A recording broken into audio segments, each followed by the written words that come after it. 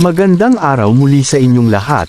Ako'y may ibabahagi naman sa inyo na kwento, patungkol naman sa panghuhuli namin ng isda sa gabi. Ito'y tinatawag namin na pangingilaw, isa sa mga traditional fishing, at ito'y aming ginanap sa isang ilog dito sa Mascap sa bayan ng Montalban, Rizal. At ako nga ay niyaya ng aking mga pinsan na sila Maki, at Dik sa panguna naman ni Kuya Joseph, na siya naman ang may kakilala sa lugar ng Mascap, at agad naman akong sumama upang aking maranasan kung paano manghuli ng isda sa gabi. Alas 8 na ng gabi nang kami ay umalis at kami ay nakarating ng alas 9. At matapos nga ang isang oras na biyahe, sakay lamang ang single na motor. Sa aming pagdating, ay aking napansin na walang signal ang cellphone kahit na anong network.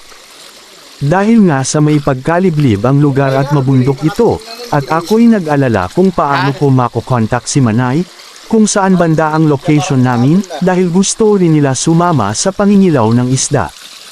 Sa pagkakataong ito, hindi ko kasabay si Manay, at ako'y nauna kasama sila Maki.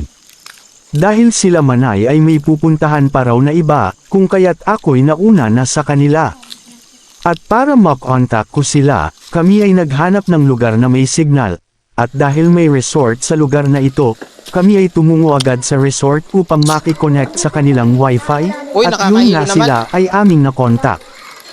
Matapos ko nga silang makontak at makausap tungkol sa location namin, kami ay agad na bumalik na sa kubo, na aming tinuluyan, at sa aming pagdating ay agad naman nilang inihanda ang mga gamit na dadalhin sa pangingisda. At kami nga ay tumungo na sa ilog upang simulan na ang pangingisda. At hindi na rin namin nahintay sila Manay para sumama sa ilog dahil sa palalim na rin ang gabi. Basta ang importante sila ay amin ang nakausap tungkol sa lokasyon namin. At dito nga sa bandang baba ng ilog kami nagsimula hanggang sa dulo, at agad naman sa amin bumungad ang napakaraming isda at talangka. Ngunit ito'y maliliit lamang, hindi tulad ng aking inaasahan na napapanood ko sa ibang video. Ganun pa man tinuloy pa rin namin ang pangingisda, dahil sa dami ba naman ng mga isda kahit ito'y malilit lamang ay tiyak na makakarami kami ng huli. At saka kami ay nagbabaka sakali na makatsimpo rin kami ng malalaking isda. Subalit talagang mailap sa amin ang pagkakataon na makakita ng malalaking isda, kahit na narating na namin ang dulo ng ilog.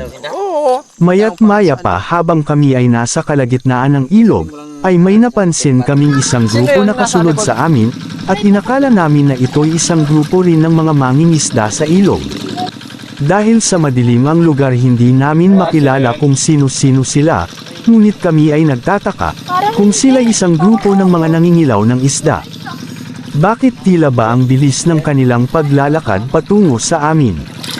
At habang sila ay papalapit ng papalapit, akin ang naririnig ang kanilang boses, at agad ko naman itong nakilala, at ito nga ay sila Manay.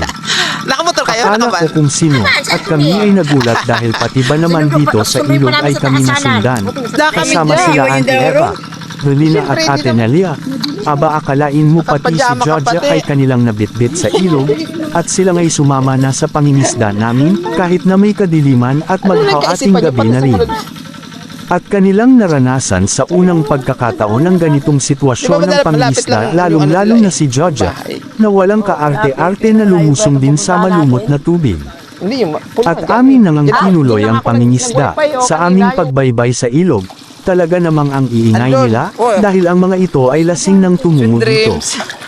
Dahil sa may ingay kami, wala man lang kaming naramdaman na may aswang sa lugar na ito, kahit na magubat at liblib ang lugar. Kung kaya't upang matakot si Auntie Eva, ay naisipan naman ni Vic na biruin ito kung saan siya ay nagtago sa madilim na parte, at magpanggap na kikik or aswang, at nang marinig nga ni Auntie Eva ang kikik, agad naman itong natakot, na tanging si Vic lang ang may gawa, kung kaya't kami naman nagsitawanan dahil sa naging reaksyon ni Auntie Eva. Ito naman sa anak ko.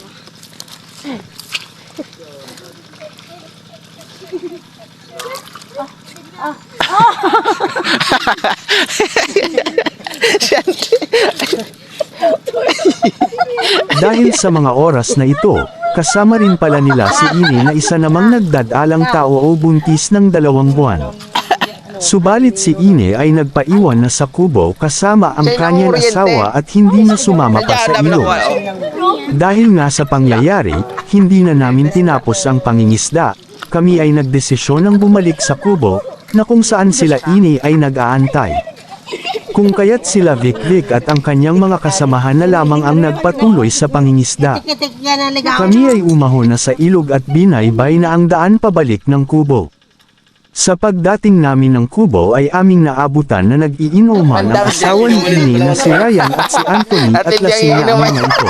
Yan ang maganda At mag-inuman. aking nang napansin sa kanilang lamesa na may dalawang itak at talaga namang iisipin na magkakatagaan pa sila dito. Ngunit ito pala'y proteksyon lamang daw kung sakaling may aswang daw na dumating, sila ay nakahanda na. Ngunit sa aking pagkakaalam ang tanging dumating lamang ay si Manay at kami. Amin naman kinausap ng mahinahon ang dalawang lasing na walang aswang sa lugar dahil sa kasama natin si Manay, tiyak na takot magpakita ang aswang. Si Ine, oh. At ako nga ay humarap na rin sa kanila, habang kami ay nagkakainuman. Si Manay naman ay agad na niyang niluto ang nahuli namin na isda at kanya naman itong sinabawan at ang talangka naman ay pinirito. At nang ito ay maluto kami ay nagsikainan na, kahit kulang sa ingredients kami ay sarap na sarap dahil sa mainit-init na sabaw at sariwang gulay. Dahil nga sa hindi kami nakapaghanda ng baon namin na pagkain, at ito'y biglaang lakad lamang ang kaganapan Lasing nito. ka na. Ubus agad ang niluto ni Manay na sinabawan, maya't maya pa pagkatapos namin kumain, napag-isipan naman ni Manay na magluto ng ginataang ube. Kung kaya't agad na niyang binalatan ng ube at ako naman ay kinayod ang niyog. At kahit ako'y nagkakayad ng niyog, sinusundan naman ako ng tagay sabay suyok na lang. Nang maluto na ulit ang ube, hindi ko na namalayan taob na ang kaldero, dahil sa ubos agad ito.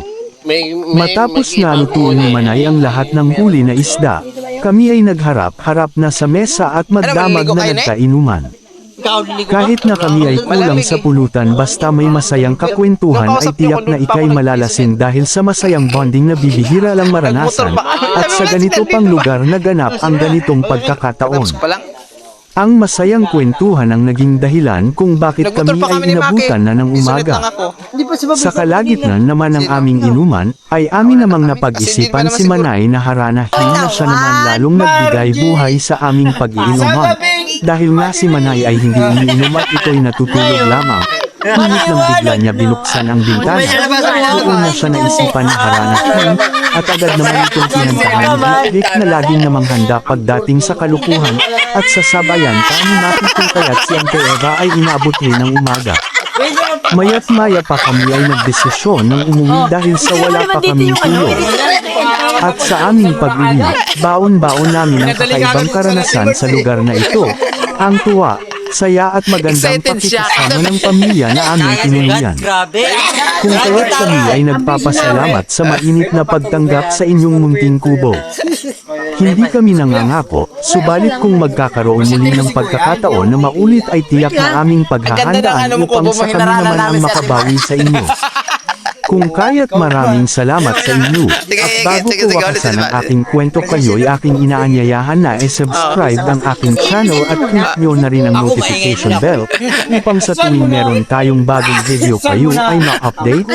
Gayon din ang aking Facebook page na JNUTV. Just like and follow. Hanggang sa muli at maraming salamat sa panonood.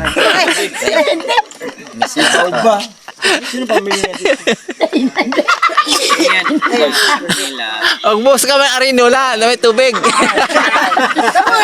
Uy! Tapos ang pelikula kay Dolphin, di ba? Yan na. Ano kang mare? Diyos ko naman na. Mare ba yung dalaga? Ay, hindi. Nakakad na kayo matutulog na. Nya, matulog na siya. Ay, hindi.